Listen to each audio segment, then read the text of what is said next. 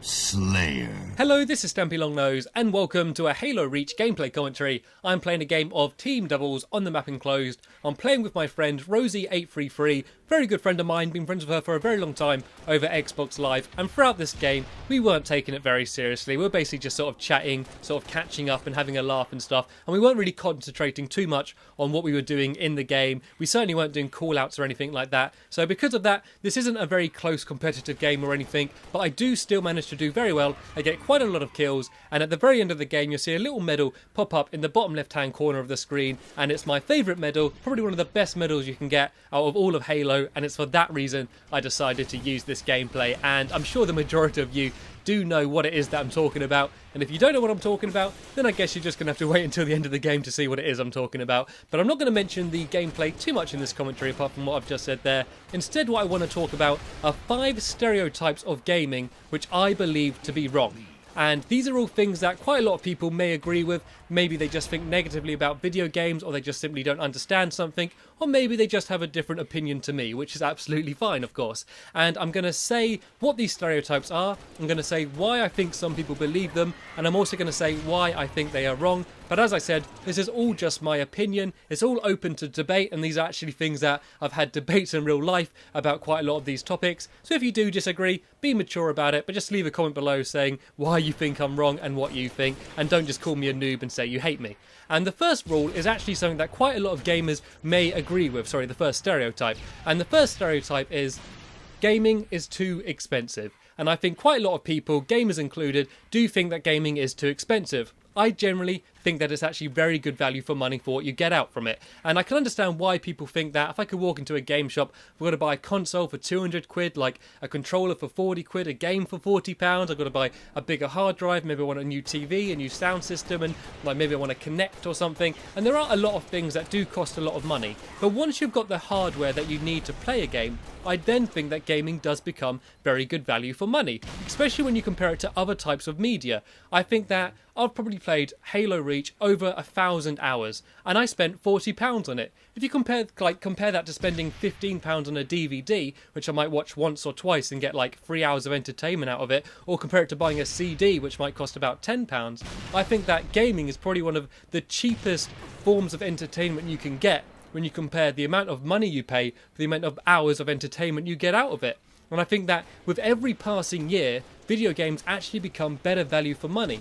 Basically because they are getting better as the industry has is growing, and as more money and better production value is put into games, the actual cost of the games stays the same. If you look back to when games first came out, the games then cost about the same amount of money as games that come out now. And because the price of games hasn't changed, but how good the games are and how massive and immersive the games are has changed, I think that with every passing year, games get better value for money for the amount that you're getting for what money you're giving out.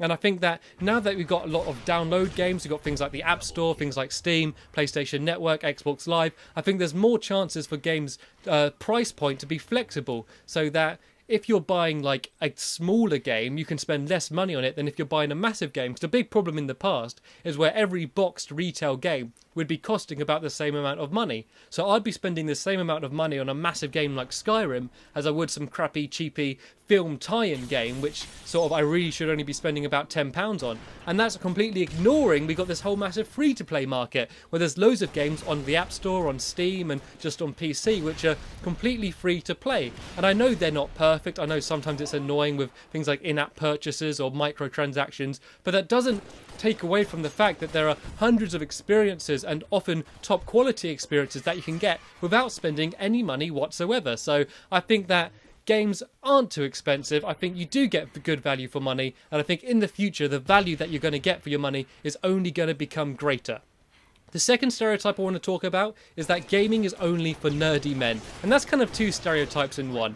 Firstly, gaming is only for men, and I think that you can't argue with the statistics, with the fact that more men do play video games than women. Obviously it depends from game to game. I'm sure there's a lot more girls play Angry Birds than they do, say, like Call of Duty or Gears of War or something, and I think this is a stereotype which is going to be slowly and gradually changing. And I'm not going to argue saying that more girls play video games than men. I know that isn't the case, but I think people don't realise the amount of girls that play games. And I think the reason why stereotypically girls don't play as many games as men do is because they are a bit more conscious of their image. And I think that because there are so many nerdy connotations about playing video games, a lot of them might not be so open about playing video games with their friends. Like, no girl really wants to admit to her group of friends that they spend 5 hours a day on World of Warcraft, because they might be a bit embarrassed about it. But I think now with the way that games is changing, the way that they're more accessible, and there are things like Angry Birds and Farmville and the Wii and stuff, I think there's going to be a much greater range of different people getting into video games, especially more female gamers who might have at first been put off by the way that games are always marketed towards men. And I think the reason why people always think that it's nerdy people that play video games is because in the past, you kind of had to be a bit of a nerd to play video games, because when games first came out, to have the hardware to run a video game and to know how to get them and run them, you had to be a bit of a nerdy techno person in order to understand how it all works. Now games are so accessible, and you can get them on your iPhone, you can download them easily, you can get them anywhere. I think that more and more different types of people are going to be playing video games, so the whole stereotype of gamers are all nerdy men is eventually going to go, and it might take a few years. It'll probably take about 5 to 10 years, but I think eventually that stereotype will be completely gone. The next stereotype I want to talk about is that gaming makes you violent. And this is quite a serious one, probably the most serious one on this list. And it's something that keeps coming up again and again. You always hear about it on the news, about some teacher or some parent or even some politician is saying that gaming's making the youth like all violent, and they're the people that cause these school shootings and stuff. And it's simply not true. There is no evidence that says that video games are what makes people violent. There's just simply no proof to that. Everything that people have said about that is just speculation. There's no correlation between people playing video games and people being violent. Okay, I'm sure there are some violent people that do play video games, but there's also plenty of violent people that pick their nose. It doesn't mean that them doing that activity is what makes them violent. I think if you're a bit of a messed up violent person anyway, I don't think video games are going to be the catalyst to make you go either way. And from a very young age, from a very young age, children can always tell the difference between reality and fantasy, and they know when they're watching a film that they're watching a film. It's not real life. They know when playing a video game that it is just a video game. It's not real, and that doesn't mean that they should replicate that activity. The next stereotype I want to talk about is that gaming is antisocial. Another one that you hear coming up again and again and again, and another one that I don't think couldn't be further from the truth.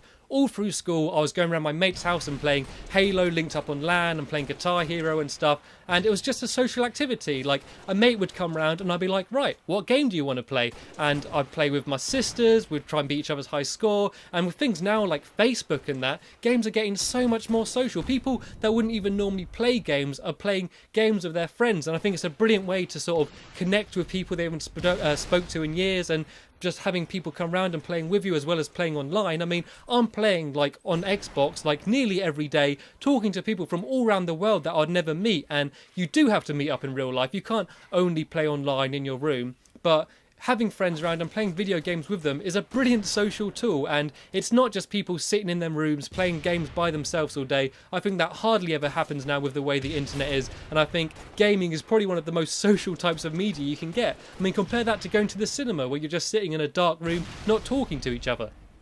And the last stereotype that I want to talk about is gaming is brainless fun. And this kind of goes under the whole gaming is an art thing, which is kind of a whole commentary within itself. I'm not going to try and tackle that here. And I think that a lot of people just think that gaming is just sort of dumb fun, you know? It's just like playing tic-tac-toe or something, and there's no real depth to it. And I think that has mainly come from people that might just walk into someone's room and seeing them playing Call of Duty and just seeing you shooting someone in the face and thinking like, oh, it's just brainless shooting. And they don't understand that there are arty games out there like Journey or games like Portal where they actually have a really good story and make you think. And I think that the only way to convince someone that games aren't brainless fun is to make them play a game and to really make them understand that there is a lot of thought and there is a lot of depth to this type of entertainment.